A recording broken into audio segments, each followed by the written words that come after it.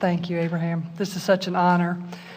Today has just been awesome. Everyone's had such wonderful questions, and I've been on the path of following you for the last couple of years, and we'd like to clarify that. We don't want you to follow us. We want you to follow you.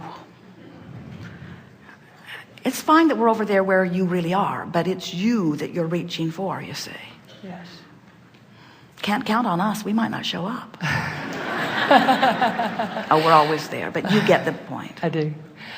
My question to you is, I'm learning so much about the oneness and how we're all connected, and when we do, as you say, our croaking experience occurs, we just simply go from physical to non-physical, and it's a wonderful, beautiful thing.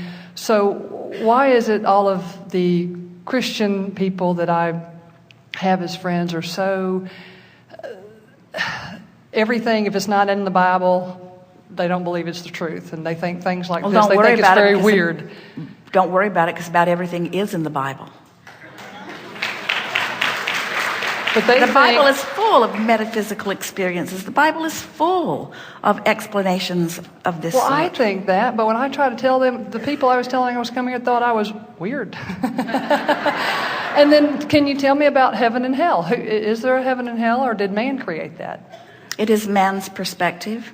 The only hell that exists anywhere in the universe is the hell that is created by someone who is focused in a way, and in that moment not allowing themselves to be who they are.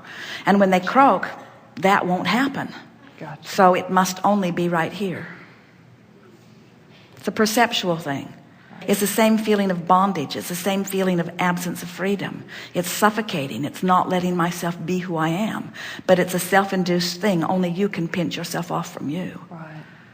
There are so many flawed premises that so many people are touting. It is extraordinary that people would think that they could punish someone into alignment, or that the path to all that they claim heaven to be would be through restriction and judgment. They have assigned to God characteristics of disconnected humans. They make God jealous, and they make God demanding, and they make God displeased with you. And every time they think those thoughts, they feel awful, because those thoughts are so contrary to who they really are and what they really know. They have given up their own personal guide to God for a book. Well, I'm feeling myself pulling so away from so many people that... Well, don't pull away from them. Just go where you're going. And first of all, when you try to answer questions that aren't being asked, you are just asking for trouble. So unless they're asking you, don't try to explain it. And further, you can really tone down the weirdness in which they see you by just living the example of what you know. When you tune into Source, you glow. You just glow. And when you are glowing from that connection, if they're not in the vicinity of glowing, they're not talking to you anyway. Right, right. So when you put a bushel over your glow and walk back over there in your darkness to try to lead them back out of the light, you can't lead them because neither one of you are bright enough. You're over there in the dark corner together, you see. Stay out in the light and just glow. And what will happen? As you thrive, they may say, "How are you thriving?" And you may say, "I've discovered that I'm worthy." And they'll say, "How do you know?" And you say, "I can just feel it." And they'll say, "Well, how do you really know?" You say, "Do you really want to know?" I had an experience, a personal experience. I connected with what I know is Source. When Esther decided to tell her mother about us, we didn't encourage it because we knew her mother wasn't ready to hear it. But when Esther tried to explain us to her mother tried to do an exorcism on Esther. Her mother felt fearful that Esther was tapping into something. And then Esther just continued to say to her mother, "Nothing that feels this good can be bad. Nothing that feels like love can be bad. Nothing that feels like clarity and vitality and well-being. I've never felt such appreciation flow through me. I understand every religion from a deep inside point of view. I love all people. When I get into this vibration of love, I think I feel like that which we all have been calling God must feel. This cannot be wrong. And no one can refute that sort of feeling. When you are in tune with Source and radiating love, no one can accuse you of evil. They just can't. It's illogical. And if they are still accusing you of evil when you are in that alignment, then they're so far out of range that they can't hear you and you can't hear them, and you shouldn't ought to be talking to them anyway. You're just making each other uncomfortable, you see.